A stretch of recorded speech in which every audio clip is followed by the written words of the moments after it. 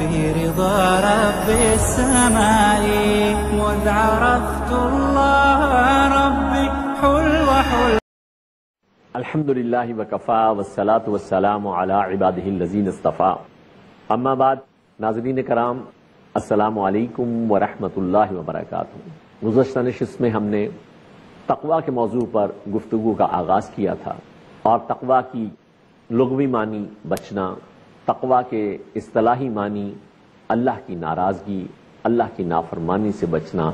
تقوی ایک ایسی دلی کیفیت کا نام جس میں انسان کے لیے اللہ کی رضا والے سارے کام کرنا، ان کی طرف انسان کی دلی رغبت ہو، محبت ہو، اس کا شوق ہو، اور اللہ کی ناراضگی والے سارے کاموں سے اسے نفرت، اسے بغض، اسے عداوت، اور اس سے بہت زیادہ ایک ابا اس کی طبیعت کے اندر محسوس ہو. یہ بنیادی طور پر تقوی کا ہم نے مفہوم سمجھا تھا. پھر اس تقوی کے حوالے سے ہم نے یہ تقاضے کہ کتنا تقوی اختیار کیا جائے. اتقوا اللہ حق تقاتہ، اللہ کا تقوی اختیار کرو جیسا کہ اس کا تقوی اختیار کرنے کا حق ہے.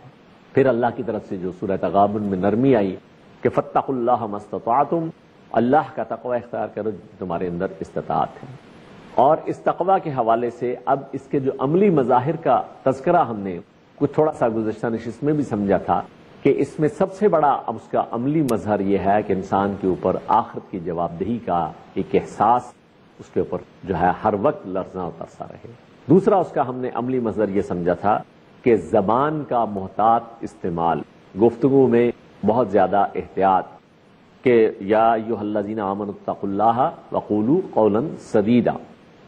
تیسرا تقاضا اس حوالے سے یہ ہے کہ معاشرتی اعتبار سے انسانی مساوات کا ایک احساس اور شعور انسان کو متقی آدمی وہ سارے انسانوں کو اللہ کے بندے سمجھتا ہے. اس لیے کہ اللہ تعالیٰ نے سورہ نساء کی آیت نمبر 1 میں فرمایا یا ایھا الناس اتقوا ربکم، اے لوگو، اے انسانوں، اپنے اس رب کا تقوی اختیار کرو الذی خلقکم من نفس واحدہ، جس نے تم سب کو ایک جان سے، حضرت آدم علیہ السلام سے تخلیق فرمایا. وخلق منہا زوجہا، اور اسی سے اس کا جوڑا تخلیق فرمایا. وبث منہما رجالا کثیرا ونساء، تو پھر ان دونوں کے ذریعے سے کثیر تعداد میں مرد اور عورتیں پھیلا دی. یہ پورا سلسلہ توالد و تناسل یہ اسی ایک ابتدائی انسانی جوڑے سے جو آغاز ہوا، اب وہی آگے سے آگے بڑھ رہا ہے. واتقوا اللہ الذی تساءلون بہ والارحام، پس اس اللہ کا تقوی اختیار کرو جس کا واسطہ دیتے ہو، والارحام، اور رحمی رشتوں کا خیال رکھو. ان اللہ کان علیکم رقیبا، بے شک اللہ تعالیٰ تم پر نگران اور نگہبان ہے. یہ آیت بھی ان 3 مقامات میں سے ایک مقام ہے جو اللہ کے رسول صلی اللہ علیہ وسلم خطبہ نکاح میں تلاوت فرماتے تھے. اور اس میں پوری انسانی مساوات، سارے کے سارے انسان، ان کا خالق اور مالک ایک اللہ، ان کے والدین ایک حضرت آدم علیہ السلام اور حضرت حوا سلام علیہا. اور اس لحاظ سے یہ کوئی چھوٹا بڑا، یہ ساری کی ساری دنیا میں صرف ایک اللہ نے ہمارے اس لیے کہ ہمارے کاروباری دنیا چلتا رہے اس کے لیے، ورنہ ہر ایک کو اللہ نے جو بھی مرتبہ اور درجہ دیا ہے وہ بھی امتحان کے لیے ہے. کوئی یہاں پر حقیقی معنوں میں بڑا نہیں ہے اور کوئی حقیقی معنوں میں چھوٹا نہیں ہے. جس کو اللہ نے دنیاوی اعتبار سے مرتبہ کچھ بڑا دیا تو اس کا امتحان بھی زیادہ سخت ہے، جس کو دنیاوی اعتبار سے مرتبہ چھوٹا دیا اس کا امتحان بھی نرم ہے. اس لیے کہ سورہ انعام کی آخری آیت میں فرمایا کہ هو الذی جعلکم خلائف فی الارض، وہی اللہ جس نے تمہیں زمین کے اندر خلیفہ بنایا. ورفع بعضکم فوق بعض درجات، اور تم میں سے بعض کے درجے بعض پر بلند فرمائے. لیبلوکم فیما آتاکم، تاکہ وہ تمہارا امتحان لے، تمہاری آزمائش کرے اس میں جو کچھ اس نے تمہیں عطا کیا ہے. تو اس پہلو سے یہ ہر وقت انسان کو یہ احساس رہے کہ سارے کے سارے انسان برابر ہیں، اللہ کے بندے ہیں، ایک ہی والدین کی اولاد ہیں. اور پھر یہ ہے کہ اس اعتبار سے اللہ تعالیٰ کا ہر وقت تقوی، اور خدا نخواستہ فیملی لائف میں، خاندانی زندگی میں اگر اونچ نیچ ہو جائے تو آخری بات جو بزرگ کہتے ہیں، جب میاں بیوی میں کوئی مصالحت کی شکل باقی نہیں رہتی تو اللہ کے واسطے مان جاؤ. تو جس کا تم نے آخر میں جا کر واسطہ دینا ہے اس سے پہلے سے ہی اس کا خیال رکھو، اس کی ناراضگی سے بچو. اور رحمی رشتے، یہ اللہ نے جو بین الانسانی رشتے جن کا آغاز ہوتا ہے رحماں کے رحم سے، تو ان کا خیال رکھو، ان رحمی رشتوں کو جوڑ کر رکھو، اس لیے کہ ان اللہ کان علیکم رقیبا، بے شک اللہ تعالیٰ خود تمہارے اوپر نگران ہے، نگہبان۔ اسی اعتبار سے یہ سارے کے سارے انسان اور خاص طور سے اہل ایمان یہ آپس میں بھائی بھائی ہیں، یہ بھائی چارہ، یہ سماجی جو ہے وہ ہم تعلقات کے اندر اس کا احساس کہ انما المؤمنون اخوہ، بے شک مومن تو بھائی ہیں۔ سورہ حجرات کی آیت نمبر 10، انما المؤمنون اخوہ، مومن تو سارے کے سارے آپس میں بھائی بھائی ہیں۔ فاصلحوا بین اخویکم، تو تم اپنے بھائیوں کے درمیان صلح کرا دیا کرو، جیسے سگے بھائیوں کا معاملہ ہوتا ہے۔ اگر خدا نخواستہ دو بھائی آپس میں لڑ پڑے تو باقی بھائی یہ تو نہیں کہتے بھائی لڑتے ہیں تو لڑتے رہیں، بلکہ کیا کوشش ہوتی ہے کہ جتنی جلدی ہمارے بھائیوں میں صلح ہو جائے تاکہ یہ سارے کے سارے بھائی، یہ خاندان یہ جڑا رہے۔ تو اسی طریقے سے یہ بین الانسانی تعلقات ان کو جوڑے رکھنا ہے، ان کو توڑنا نہیں ہے۔ اس لیے خاص طور سے اہل ایمان، ان کا تو ایک بھائی چارے کا، ایک اخوت کا، ایک محبت کا، ایک ایمان کا خصوصی رشتہ ہے۔ انما المؤمنون اخوہ، بے شک مومن تو آپس میں بھائی بھائی ہیں۔ فاصلحوا بین اخویکم، تو اپنے بھائیوں میں صلح کرا دیا کرو۔ واتقوا اللہ لعلکم ترحمون، اور اللہ کا تقوی اختیار کرو تاکہ تم پر رحم کیا جائے۔ پتہ یہ چلا کہ ایسی کوئی اگر خدا نخواستہ صورتحال ہو جائے تو اس موقع پر لا تعلق ہو کر بیٹھ رہنا تقوی نہیں ہے کہ بھئی میں تو اپنی نماز اپنی نیکی اس میں لگا ہوں، میری بلا سے بھائی لڑتے ہیں تو لڑتے رہیں، یا دوسرے مومن جو ہے آپس میں ان میں کوئی اختلاف اور نزاع ہوتا ہے تو ہوتا رہے، بلکہ جس طرح سے اپنے بھائیوں میں صلح کراتے ہو ایسے ہی اگر مومنوں میں آپس میں کبھی بھی کوئی جو ہے ان کے اندر اختلاف واقع ہو جائے، ان کے درمیان صلح کرانا یہ تقوی ہے، اور اسی کے نتیجے میں اللہ تعالیٰ کی رحمت کے امیدوار بھی ہو سکتے ہو اور اللہ کی رحمت کے مستحق بھی بنو گے۔ زبان کے محتاط استعمال کے حوالے سے سورہ حجرات کے اندر بھی بڑی جامع ہدایات آئی ہیں، جن میں آیت نمبر 12 میں فرمایا گیا کہ یا ایھا الذین آمنوا اجتنبوا کثیرا من الظن، اے ایمان والو بہت زیادہ بدگمانی سے بچا کرو۔ ان بعض الظن اسم، اس لیے کہ بعض گمان تو گناہ کے درجے کو پہنچ جاتے ہیں۔ ولا تجسسوا، اور ایک دوسرے کی ٹوہ میں نہ رہا کرو۔ ولا یغتب بعضکم بعضا، اور تم میں سے کوئی ایک دوسرے کی غیبت نہ کرے۔ اسی طریقے سے غیر ضروری طور پر دوسروں کے معاملات کی کھوج خرید میں رہنا، ٹوہ میں رہنا، تجسس، اس سے بھی روک دیا گیا۔ ولا یغتب بعضکم بعضا، اور تم میں سے بعض کی غیبت نہ کریں۔ ایحب احدکم، کیا تم میں سے کوئی شخص یہ پسند کرتا ہے ان یاکل لحم اخیہ میتا، کہ وہ اپنے بھائی کا گوشت کھائے اس حال میں کہ مردہ ہے، مردہ بھائی کی لاش پڑی ہوئی ہے، اس کو نوچ نوچ کر کسی کو کھانے کا اس کا جی چاہتا ہے اس کا گوشت؟ فکرہتموہ، تو یہ بات تو تمہیں بڑی ناگوار گزری، یہ اس کو تو تم جو ہے سننا بھی جو ہے تمہیں پسند نہیں ہے۔ لیکن جب کوئی جو بھائی موجود نہیں ہوتا ہے، اس کی غیر موجودگی میں اس کا برا تذکرہ کر رہے ہوتے ہو تو کیا کر رہے ہوتے ہیں؟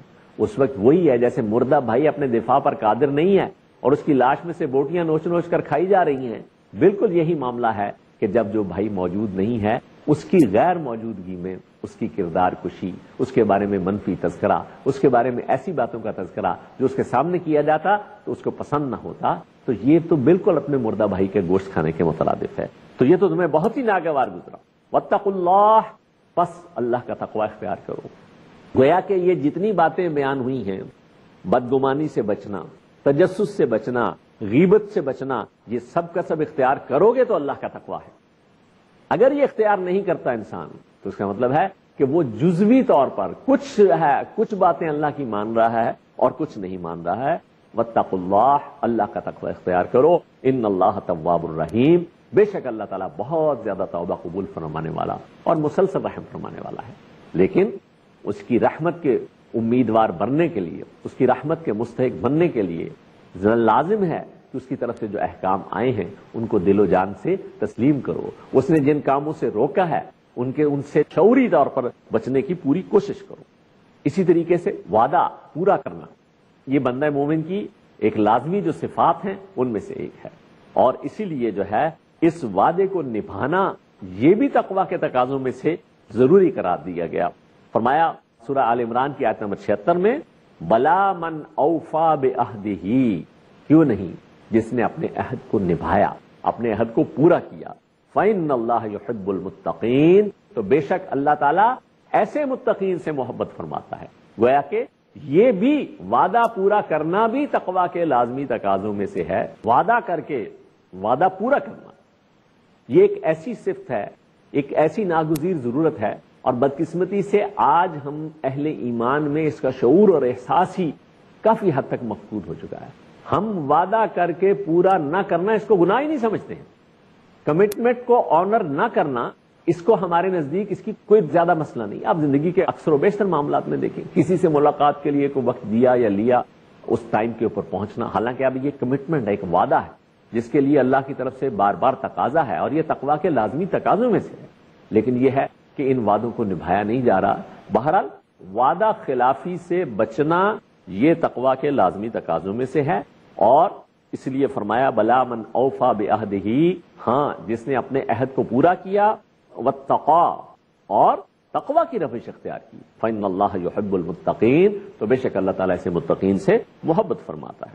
سورہ قصص کی آیت نمبر 83 میں ارشاد فرمایا کہ تلک الدار الآخرۃ نجعلها للذین لا یریدون علوا فی الارض ولا فسادا، یہ آخرت کا گھر یہ تو ہم بنا رکھیں گے، اسے تو ہم متعین کریں گے ان لوگوں کے لیے لا یریدون علوا فی الارض، جو زمین کے اندر کوئی بڑائی نہیں چاہتے ہیں، کوئی اپنی دھانس جمانا نہیں چاہتے ہیں، ولا فسادا، اور نہ ہی زمین میں فساد انگیزی اختیار کرتے ہیں. والعاقبۃ للمتقین، عاقبت انجام کار اچھا جو ہے آخرت کا گھر وہ تو متقین کے لیے. پتہ چلا کہ یہ انسان کا ہر قسم کی بڑائی، عجب، تکبر اور فساد انگیزی سے بچنا یہ بھی تقویٰ کے لازمی تقاضوں میں سے ہے. اسی طریقے سے مجلسی زندگی میں اکثر یہ معاملہ ہوتا ہے کہ دو افراد آپس میں کان میں ایک دوسرے کے بات کرتے ہیں. اس کے حوالے سے بھی تقویٰ کے تقاضے کیا ہیں؟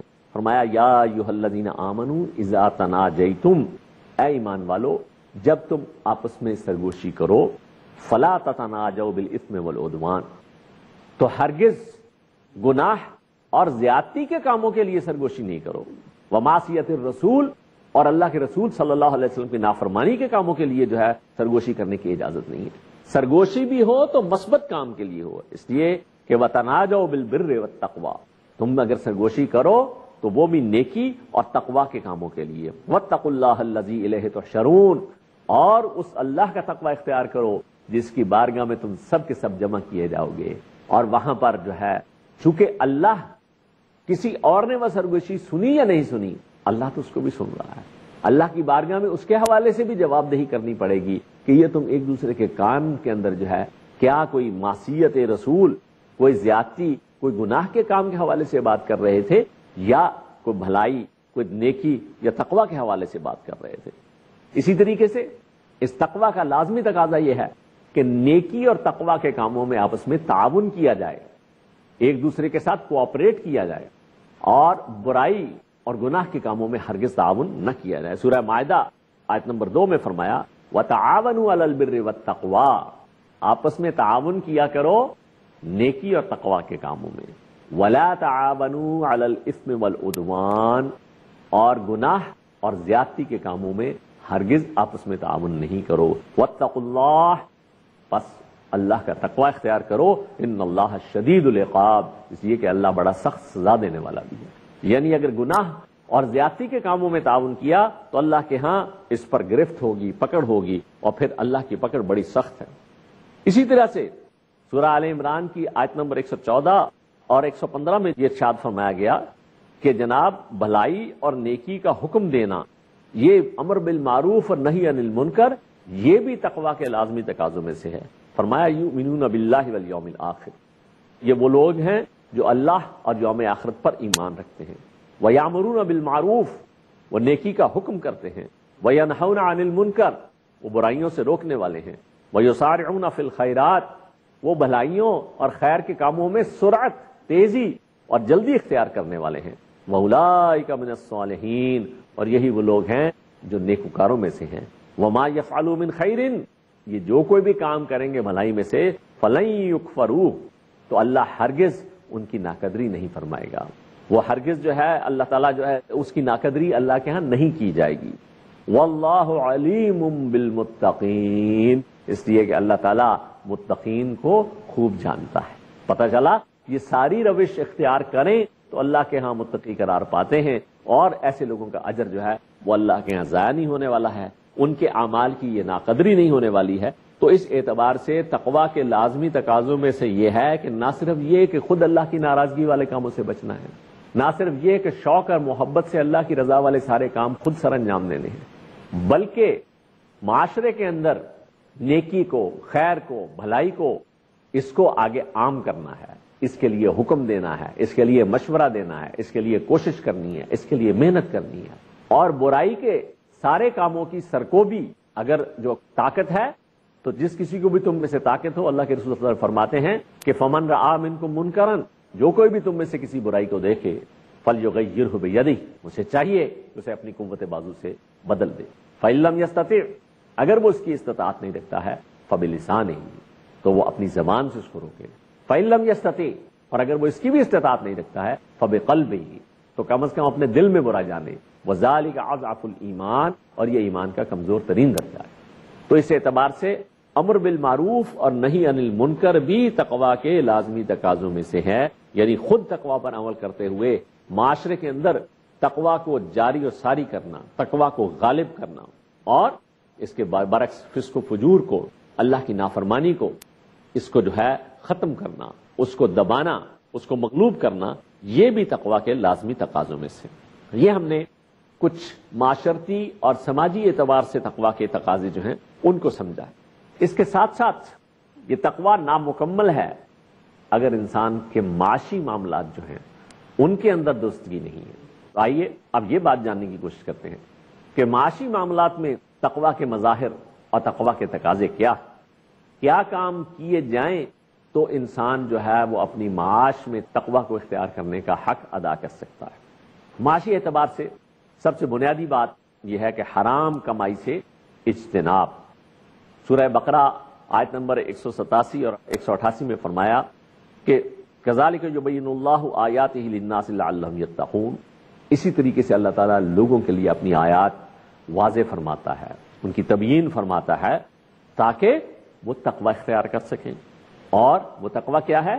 وَلَا تَأْكُلُوا أَمْوَالَكُمْ بَيْنَكُمْ بِالْبَاطِلِ، تم آپس میں ایک دوسرے کے مال ناجائز طریقے سے، باطل طریقے سے ہڑپ نہ کر جایا کرو۔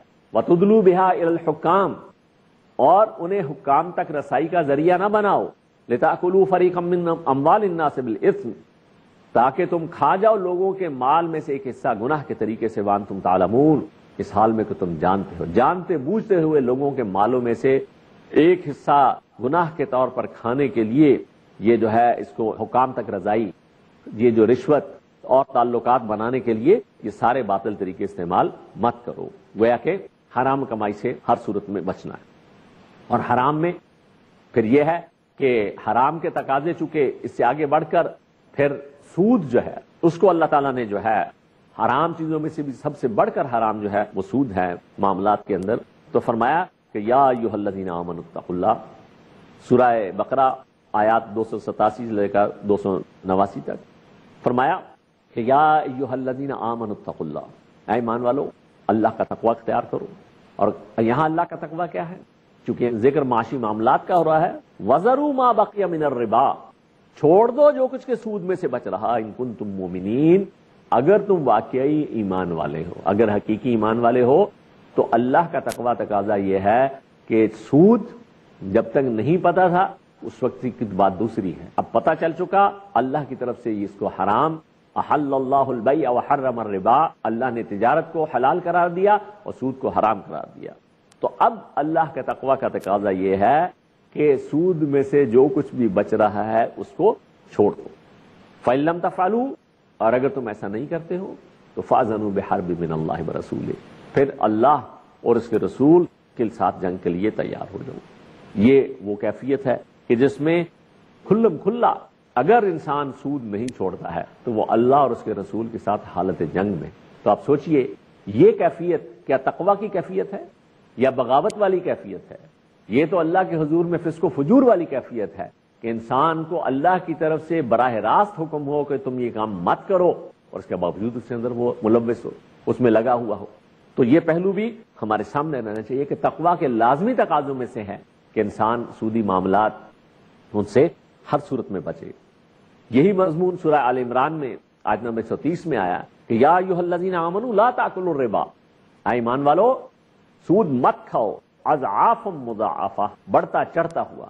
سود مفرد ہو یا سود مرکب، یہاں پر بڑھتا چڑھتا سے مراد وہ جو ملٹیپلائی ہوتا رہتا ہے، جو سود مرکب کی شکل اختیار کرتا ہے، اس سے بھی روک دیا گیا۔ واتقوا اللہ لعلکم تفلحون، اور اللہ کا تقوی اختیار کرو تاکہ تم فلاح پا جاؤ۔ اب اگر کوئی شخص اللہ کے ان واضح احکامات کے باوجود سود سے باز نہیں آتا ہے تو وہ کس طریقے سے جو ہے وہ اپنے آپ کو متقی سمجھتا ہے؟ اللہ تعالیٰ نے تو تقوی کی شرط لازم کے طور پر یہ بات قرار دی کہ لا تاکلوا الربا، سود کو ہرگز مت کھاؤ، سودی معاملات کے اندر ہرگز ملوث نہ ہو۔ تو اس لحاظ سے یہ گویا کہ ہمارے سامنے معاشی اعتبار سے حرام کمائی سے اجتناب، سودی معاملات سے بچنا، یہ تقوی کے لازمی تقاضوں کے طور پر بات آئی۔ ابھی معاشی اعتبار سے اور جو تقوی کے تقاضے ہیں وہ انشاءاللہ اگلی نشست میں بیان ہوں گے۔ اللہ تعالی ہمیں آج کی اس نشست میں جو تقوی کے مظاہر ہمارے سامنے آئے ہیں انہیں اپنی زندگی میں اختیار کرنے کی توفیق عطا فرمائے۔ اقول قولی ھذا واستغفر اللہ لی ولکم ولسائر المسلمین والمسلمات، والسلام علیکم ورحمۃ اللہ وبرکاتہ۔